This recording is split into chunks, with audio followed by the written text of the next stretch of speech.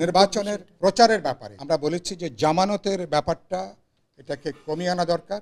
মনোনয়ন বাণিজ্যটা কিভাবে বন্ধ করা যাবে, আমরা বলেছি কোনোভাবেই ৫,০০০ টাকার উপরে কোনো পার্টি মনোনয়নের ফি তাদের পক্ষে নেওয়া উচিত না স্ব দলের। আর আমরা বলছি সর্বোচ্চ ব্যয়সীমা কোনোভাবেই এটা ১০ লক্ষ টাকার উপরে হওয়া উচিত না।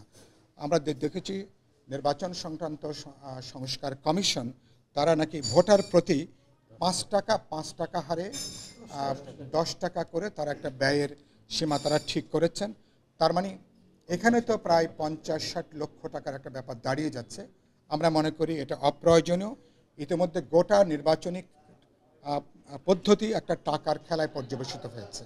আমরা টাকার খেলার আগামী নির্বাচনে বা আমাদের জাতীয় বলি স্থানীয় নির্বাচনে বলি, টাকার খেলা যে উন্মত্ত প্রতিযোগিতা, টাকাওয়ালারা, প্রভাবশালীরা, দুর্বৃত্তরা, মাফিয়ারা এবং যারা অনেকেই নির্বাচনটাকে যারা একটা ব্যবসা মনে করেন, এক ধরনের বিনিয়োগ মনে করেন, আমরা বলেছি জনপ্রত্যাশা অনুসারে মানুষ সত্যি এবার মাফিয়া, সন্ত্রাসী, দুর্বৃত্তরা মানুষ এদের বাইরে এটা মানুষ তার সত্যিকারের জনপ্রতিনিধি মানুষ দেখতে চায়।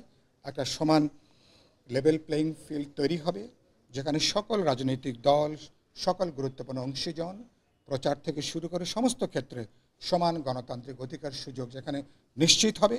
কারণ আগামী নির্বাচন যেটা আমি বলেছি, আমি আস্থা রাখতে চাই, প্রধান উপদেষ্টা যেটা বলেছেন তিনি যে তারা বাংলাদেশের ইতিহাসে তারা একটা সবচেয়ে ভালো নির্বাচন তারা এবার করতে চান।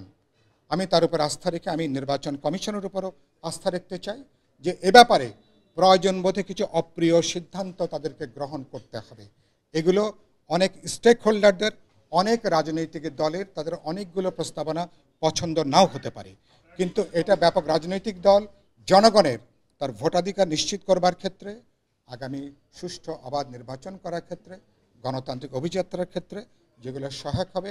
আমরা বলেছি যে আপনারা কোনো পক্ষের কোনো চাপ, হুমকি, কোনো রক্তচক্ষু আপনারা না দেখে যেগুলো অতীত হয়েছে, আপনারা আপনাদের সাংবিধানিক যে দায়িত্ব, রাজনৈতিক দলগুলোর যে ম্যান্ডেট, জনগণের যে বিপুল প্রত্যাশা, আমরা আশা করেছি যে আপনারা সেভাবে আপনারা দৃঢ়চিত্তভাবে, বলিষ্ঠভাবে আপনারা সাংবিধানিক দায়িত্ব পালন করবেন এবং আগামী ত্রয়োদশ জাতীয় সংসদের একটা ভালো নির্বাচন যাতে বাংলাদেশের জন্য, আমাদের বিশ্ববাসীর জন্য যাতে একটা নতুন উদাহরণ আমরা তৈরি করতে পারি, সে প্রত্যাশা আমরা ব্যক্ত করেছি।